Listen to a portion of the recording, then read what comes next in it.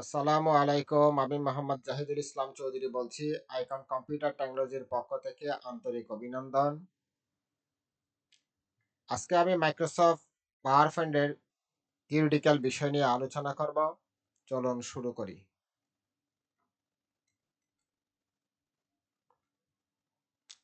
Microsoft power point সম্পর্কে আগে প্রথমে একটু জেনে নিই। মাল্টিমিডিয়ার এই যুগে মাইক্রোসফট পাওয়ার পয়েন্ট হলো মাইক্রোসফট কর্পোরেশনের তৈরিকৃত একটি শক্তিশালী প্রেজেন্টেশন প্রোগ্রাম। এই প্রোগ্রামের মাধ্যমে আমরা বিভিন্ন ধরনের ট্যাক্স বলতে আমরা যেটা বুঝি সেটা হচ্ছে বিভিন্ন লেখাগুলোকে আমরা ট্যাক্স বলি, যেমন আমরা যা লিখি কম্পিউটারে টাইপ করি কিবোর্ড থেকে। আর ইমেজ বলতে আমরা স্থির ছবিকে বুঝি। এছাড়া আছে ডায়াগ্রাম, বিভিন্ন ধরনের ডায়াগ্রাম আপনারা মাইক্রোসফট ওয়ার্ডে দেখেছেন। অডিও মানে শব্দ, আর ভিডিও মানে চলমান ছবি। এখানে স্থির ছবিকে বলি আমরা ইমেজ, আর চলমান ছবিকে বলি ভিডিও। ঠিক আছে। স্লাইড সহ যদি আমরা দর্শকের সামনে দৃষ্টি নান্দনিকভাবে উপস্থাপন করি, মাইক্রোসফট পাওয়ার পয়েন্ট একটি প্রেজেন্টেশন প্রোগ্রাম, অর্থাৎ পাওয়ার পয়েন্টকে উপস্থাপনা তৈরির অ্যাপ্লিকেশন বা প্রেজেন্টেশন ডেভেলপমেন্ট প্রোগ্রামও বলা হয়। ঠিক আছে।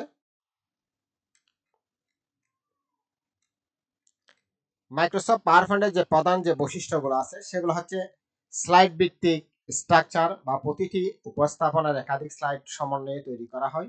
টেক্সট বা ইমেজের ভিডিওগুলা সংযোজন করা হয়, এবং অ্যানিমেশন ট্রানজিশন ইফেক্টিভগুলা স্লাইড পরিবর্তনের সময় ভিজুয়াল ইফেক্টগুলো যোগ করা যায়। এখানে টেমপ্লেটস এবং ডিজাইন অপশন তৈরি করা যায়, এবং বিভিন্ন ধরনের ডিজাইনগুলো ব্যবহার করা যায়। আর প্রেজেন্টেশন মোডে স্লাইড শো মোডে লাইভে উপস্থাপন করা যায়। এছাড়া মানে শেয়ারিং ক্লাউড সাপোর্ট, অর্থাৎ ওয়ান ড্রাইভ বা গুগল ড্রাইভে এই ধরনের বিভিন্ন ক্লাউড কম্পিউটিং এগুলো কিন্তু শেয়ার করা যায়।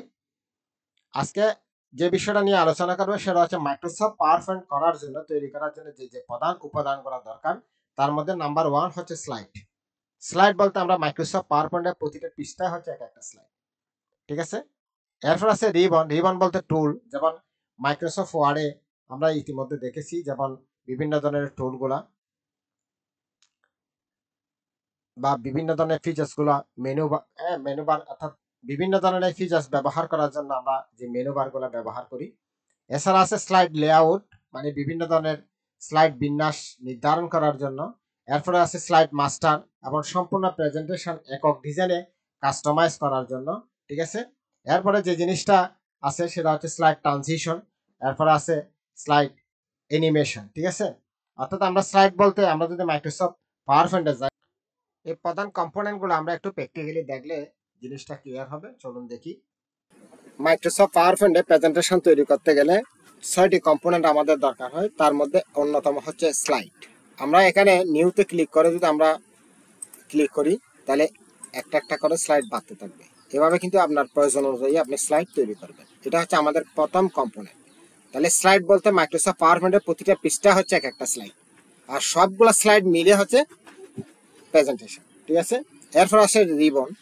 এবং এখানে যদি আমি হোম, ইনসার্ট, ড্র, ডিজাইন, এভাবে অনেকগুলা কিন্তু ট্যাব আছে। সব ট্যাবগুলা এখানে অনেকগুলো কম্পোনেন্ট আছে। এই কম্পোনেন্টগুলো মিলে হচ্ছে একসাথে, মানে বিভিন্ন ধরনের টুল বা ফিচার্স গুলো মিলে হচ্ছে কি, অর্থাৎ আমাদের রিবন।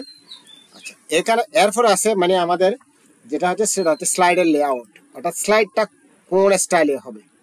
যেমন এখানে বিভিন্ন ধরনের কিন্তু স্লাইড লেআউটে যদি আমি ক্লিক করি, এখানে বিভিন্ন ধরনের স্টাইল আছে। যেমন আমি যদি এই স্টাইলটা নিই, তাহলে এখানে আমি প্রথমে টাইটেল দেবো, এখানে যে কোনো একটা ছবি বা ইমেজ দিতে পারবো।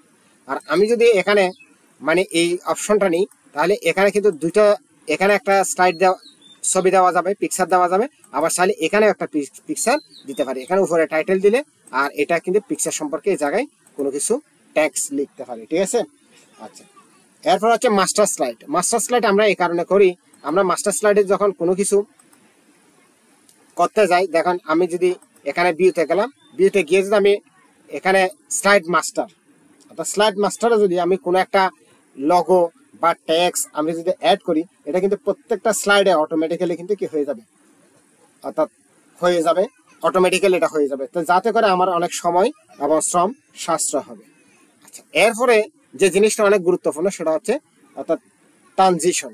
আমার স্লাইডগুলো যে রান হবে, এখান থেকে বিভিন্ন ধরনের ট্রানজিশন আছে, আমি এখান থেকে যে কোনো একটা ট্রানজিশন আমরা নিতে পারি। এরপর হচ্ছে অ্যানিমেশন। এগুলো কিন্তু আমরা প্র্যাকটিক্যালি যখন করব তখন আরো ভালোভাবে বুঝতে পারবো। আমি জাস্ট দেখাচ্ছি মানে জিনিসটা কিরকম। এরপর আছে অ্যানিমেশন। এখানে অ্যানিমেশনের মধ্যে বিভিন্ন ধরনের এফেক্টিভ আছে, যেমন এখানে এখানে কিছু এফেক্টিভ আছে।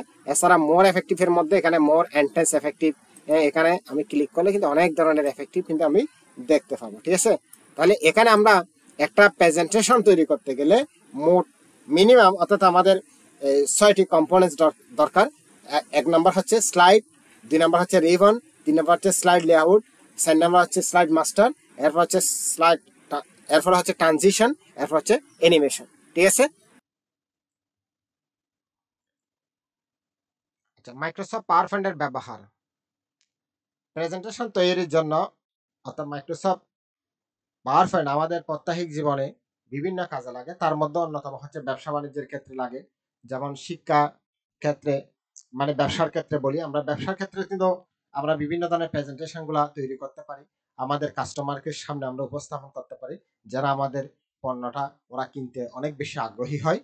এরপরে যে জিনিসটা দরকার সেটা হচ্ছে শিক্ষার ক্ষেত্রে। বর্তমান সময়ে ডিজিটাল যে কন্টেন্ট গুলো আমরা তৈরি করি তার বেশিরভাগ কিন্তু মাইক্রোসফট পাওয়ার পয়েন্টে তৈরি, এবং এটা প্রশিক্ষণের জন্য অনেক বেশি উপযোগী। কারণ এই যে ডিজিটাল কন্টেন্ট গুলো তৈরির জন্য আমরা বিভিন্ন ধরনের এফেক্টিভ গুলো যে ব্যবহার করি, বিভিন্ন অ্যানিমেশন ব্যবহার করি, হ্যাঁ এগুলা কিন্তু একজন শিক্ষার্থীর কাছে অনেক বেশি আকর্ষণীয় এবং অনেক বেশি আহ, আনন্দদায়ক হয়ে থাকে। ঠিক আছে, এবং উপস্থাপন প্রচার মাধ্যমে আমরা ব্যবহার করতে পারি। সেমিনারে, বিভিন্ন সেমিনারের মধ্যে আমরা স্লাইড তৈরি করে আমরা কিন্তু প্রেজেন্টেশন তৈরি করতে পারি।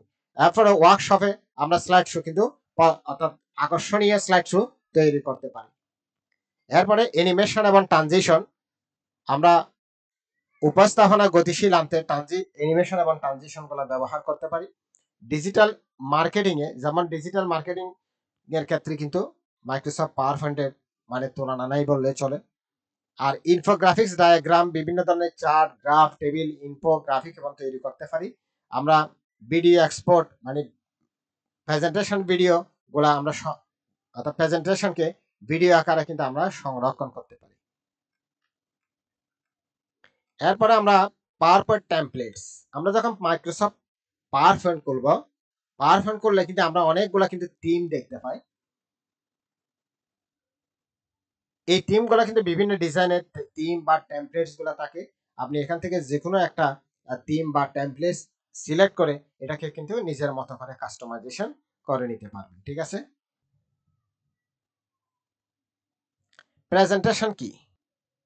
মাইক্রোসফট পাওয়ার পয়েন্টের মাধ্যমে কোনো বাণিজ্যিক প্রতিষ্ঠানের সমস্ত কার্যক্রম, বিশেষ করে কোম্পানির পরিচিতি, উৎপাদিত পণ্যের দাম, উৎপাদিত পণ্যের মেয়াদ এবং কোম্পানির বিবরণী, ভবিষ্যৎ পরিকল্পনা, অর্থাৎ আমরা ভবিষ্যতে কি কি প্রোডাক্ট মার্কেটে আনবো। এছাড়া আছে বিভিন্ন সুযোগ সুবিধাদি, যেমন অনেক সময় বিভিন্ন কোম্পানি বিভিন্ন কিছু ডিসকাউন্ট করে থাকে, অথবা মনে করেন দেখা যাচ্ছে যে আমরা যখন একটা এই ট্রাঙ্কের প্যাকেট নিই, দেখা যাচ্ছে ওখানের সাথে গ্লাস ফ্রি দিচ্ছে, চামচ ফ্রি দিচ্ছে। এই যে আমরা বিভিন্ন ধরনের অফারগুলা কিন্তু আমরা দৃষ্টিনান্দনিক ভাবে এফেক্টিভ ওয়েতে আমরা কিন্তু প্রেজেন্টেশন করতে পারি, অর্থাৎ দর্শকের সামনে সুন্দর করে উপস্থাপন করতে পারি। স্লাইড বলতে আমরা কি বুঝি? মাইক্রোসফট পাওয়ার পয়েন্টের প্রতিটা পৃষ্ঠা হচ্ছে এক একটি স্লাইড। একটি বইকে যদি প্রেজেন্টেশন হিসেবে আমরা তুলনা করি, বিবেচনা করি, প্রতিটি পৃষ্ঠায় হবে এক একটি স্লাইড। ঠিক আছে, এখানে আছে মাস্টার স্লাইড। মাস্টার স্লাইডটা কিন্তু অনেক ইম্পর্টেন্ট একটা টুল। বিশেষ করে আপনি যখন একই ফন্ট, একই কালার বা ছবি, লোগো মানে বিভিন্ন জায়গায় ব্যবহার করবেন, তখন মাস্টার স্লাইডে যদি পরিবর্তন করে দেন, তাহলে মাস্টার স্লাইড থেকে আপনি বিভিন্ন ট্যাবের মাধ্যমে একটা মাস্টার স্লাইডে নির্বাচন করে দেন। এতে করে দেখবেন যে আপনার অনেক সময় বাঁচবে এবং অনেক সুন্দর পরিপাটি হয়ে, যেমন কি অর্থাৎ ওই যে লগো বা ছবি, ইমেজ বা ফন্টটা কিন্তু প্রত্যেকটা পেজের মধ্যে ডিসপ্লে করবে। যেমন আমরা এখানে কিন্তু আইকন কম্পিউটার এটা কিন্তু মাস্টার স্লাইডে দিয়ে দিছি, তাই প্রত্যেকটা পেজের মধ্যে কিন্তু এটা ডিসপ্লে করছে। থিম বলতে আমরা যেটা বুঝি সেটা হচ্ছে মাইক্রোসফট পাওয়ার পয়েন্ট যখন আমরা খুলি, অনেক ধরনের থিম বা টেমপ্লেটস আছে। তো থিম কালার গুলা কিন্তু অনেক বেশি গর্জিয়াস এবং ফন্ট গুলা অনেক সুন্দর। বিশেষ করে এখানে এক একটা প্লেটের মধ্যে দেখবেন এখানে ছায়া, প্রতিফলন এবং 3Dর বেশ কিছু এফেক্টিভ এখানে কিন্তু আপনি দেখতে পাবেন।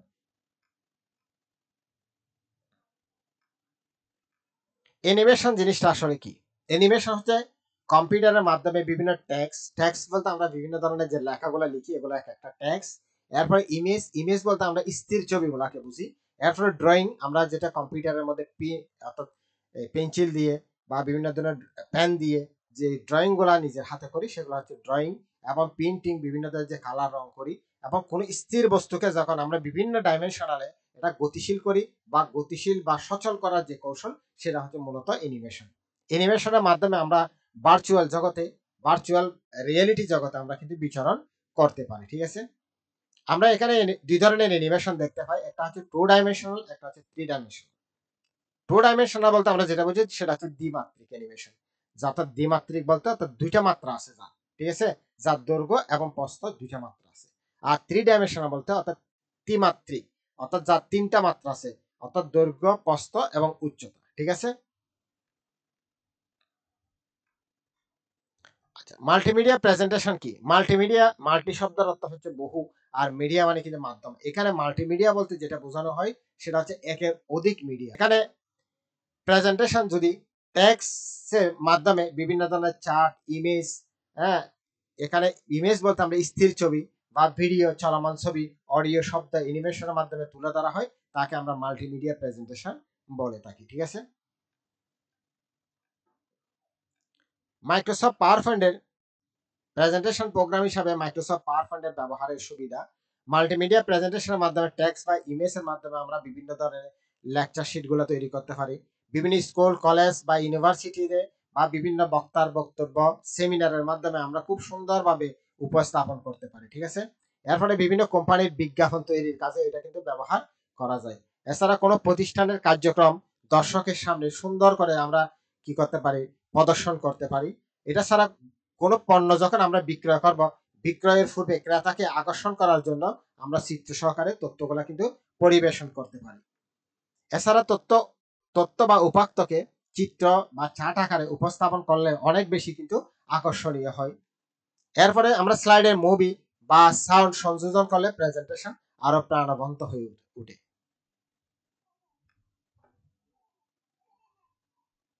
মাইক্রোসফট পাওয়ার পয়েন্ট প্রেজেন্টেশন তৈরি করার ক্ষেত্রে বেশ কিছু আমাদেরকে কিন্তু টিপস মনে রাখা দরকার, যেটা না করলে হয়তো দেখা যাচ্ছে যে আমরা প্রেজেন্টেশনটা করব, হয়তো এটা মানুষের কাছে অনেক বেশি আকর্ষণীয় হবে না। ঠিক আছে, আপনি যে উদ্দেশ্যে করতে চাচ্ছেন সেই উদ্দেশ্যটা সফল হবে না। তাহলে এই টিপস গুলো আমরা একটু আলোচনা করি। স্লাইড তৈরি করার সময় অর্থবোধক টেক্সট বা ইমেজ সংযোজন করতে হবে। আপনি এখানে উপরে লিখছেন ভর্তি চলিতেছে আইকন কম্পিউটার টেকনোলজি, নিচে দিচ্ছেন গরু বা অর্থাৎ ছাগল বা মুরগির ছবি। ঠিক আছে, তাহলে জিনিসটা কি হলো না? আসলে হয়নি, এটা হাস্যকর হয়ে যাবে। কারণ এখানে যদি আপনি ভর্তি চলিতেছে আইকন কম্পিউটার টেকনোলজি লিখেন, এখানে নিচে অর্থাৎ একটা ট্রেনিং সেন্টারের ছবি দিবেন যেখানে মানুষ দেখলে বুঝতে পারে যে এখানে আসলে কোনো কিছু শেখা হচ্ছে। আপনি যখন একটা কম্পিউটার সেলস সেন্টারের জন্য ভিডিও প্রেজেন্টেশন বানাবেন, তখন আপনি এখানে কম্পিউটারের বিভিন্ন পার্টস গুলা বা বিভিন্ন অ্যাক্সেসরিজ গুলার ছবি দিবেন। আপনি যখন একটা পোল্ট্রি ফার্মের জন্য আপনি যখন প্রেজেন্টেশন বানাবেন তখন ওখানে মুরগির ছবি দিবেন, যখন ডেইরি ফার্মের জন্য করবেন তখন গরুর ছবি দিবেন। অর্থাৎ আপনার টেক্সটের সাথে ইমেজ যেন ম্যাচ হয় সেই জিনিসটা আপনার কিন্তু মাথায় রাখতে হবে। ঠিক আছে, এরপরে কালারটা কিন্তু অনেক বেশি গুরুত্বপূর্ণ, কারণ এখানে আমরা বিভিন্ন ধরনের বাস স্ট্যান্ডের মধ্যে কতগুলা কিন্তু ওই বিভিন্ন ওষুধের মানে বিজ্ঞাপন দেয়, মানে বিভিন্ন নর্মাল কতগুলা কাগজ, মানুষ এগুলা কিন্তু অনেকটা নিয়ে কিন্তু মোস্তাই আবার ফেলে দেয়। কারণ এগুলা কিন্তু নিউজ প্রিন্ট কাগজের মধ্যে, হয়তো সাদা কালো কাগজের মধ্যে নিউজ প্রিন্ট দেয়। তো এখানে দেখতে এটা সুন্দর লাগে না, যার কারণে মানুষের কাছে এটা অনেক বেশি আকর্ষণীয় হয় না, মানুষ এগুলা খুব একটা পড়ে না। আপনি যখন একটা লিফলেট, একটা ক্যালেন্ডার, একটা কার্ড যখন অনেক সুন্দর দৃষ্টিনন্দনিক এফেক্টিভ দিয়ে তৈরি করবেন, অন্তত মানুষ এক নজর দেখবে। তাই এখানে কিন্তু দৃষ্টিনন্দনিক এফেক্টিভটা কিন্তু অনেক বেশি ইম্পর্টেন্ট, শ্রদ্ধাদাল ইফেক্টিভ, আপনার যেন দেখলে একবার অন্তত পরে দেখতে ইচ্ছা করে। ঠিক আছে, এভাবে কিন্তু দৃষ্টিনন্দনিক হতে হবে। এবং স্লাইডের হার্ড কপি যদি শ্রোতার মাঝে প্রেজেন্টেশন আগে যদি সরবরাহ করা হয়, এটা কিন্তু অনেক ভালো হয়। প্রেজেন্টেশন বক্তার বক্তব্যের সাথে মিল রেখে কিন্তু রান করা ভালো, যেমন শ্রোতা যেন বুঝতে পারে। প্রেজেন্টেশনের সাথে সাথে সংক্ষেপে কিছু নোট রাখতে ভালো হয়, আর যদি না দেখে বলতে পারলে তো অবশ্যই ভালো, অনেকের স্মরণ শক্তি যাদের বেশি আছে তাদের এটা প্রয়োজন হয় না। হয়তো অনেকে দেখা যাচ্ছে যে কথা বলতেছে বলতে মাঝখান থেকে ছুটে যায়, কোথায় যে কি বলছিলাম, তখন তাদের ক্ষেত্রে কিন্তু নোট রাখাটা বেস্ট। এরপরে এখানে কিন্তু প্রেজেন্টেশন যিনি উপস্থাপন করবে ওরা কিন্তু স্মার্ট হতে হবে। স্মার্ট কিন্তু অনেক গুরুত্বপূর্ণ ইস্যু। এবং চমৎকার বচনভঙ্গি অর্থাৎ হতে হবে, কারণ এখানে শব্দ চয়ন কিংবা এটা প্রমিত বাংলায় বলছেন কিনা, অনেকে কথা বলার সময় দেখা যাচ্ছে যে বাংলিশ বলে, হ্যাঁ, যেটা আমাদের ক্ষেত্রে অনেক সময় হয়, সেইটা কিন্তু করা যাবে না। ঠিক আছে, কণ্ঠশ্রুতি মধুর হতে হবে, কারণ কণ্ঠটা অনেক গুরুত্বপূর্ণ বিষয়। কারণ অনেকে কথা বললে মনে হয় গান করে, আবার অনেকে কথা বললে মনে হয় ঝগড়া করে। ঠিক আছে, সুতরাং এই জন্য কণ্ঠটা কিন্তু অনেক কি গুরুত্বপূর্ণ। ঠিক আছে, এখানে কথা বেশি দ্রুত বলা যাবে না, কারণ দ্রুত বললে মানুষ কিন্তু বুঝতে পারবে না। আবার অনেকে আস্তে বলা যাবে না, খুব স্লোলি বলা যাবে না, ধীরে গতিতে, অর্থাৎ এটা মানুষ অনেক সময় বিরক্ত বোধ করবে। ঠিক আছে, ততক্ষণ পর্যন্ত আমার ভিডিওটি ধৈর্য ধরে দেখার জন্য আন্তরিক অভিনন্দন। আপনারা যদি ভিডিওতে কোনো কিছু না বুঝে থাকেন অবশ্যই কমেন্ট বক্সে আমাকে জানাবেন, আমি আরেকটি ভিডিও দিয়ে আপনাদের সহযোগিতা করবো ইনশাআল্লাহ। আমার ভিডিওটি যদি ভালো লেগে থাকে অবশ্যই লাইক কমেন্ট শেয়ার করুন। পরবর্তী ভিডিও পাওয়ার জন্য আমার চ্যানেলটি সাবস্ক্রাইব করে রাখুন, পাশে থাকা বেল বাটনে ক্লিক করুন। সবাইকে ধন্যবাদ। আসসালামু আলাইকুম।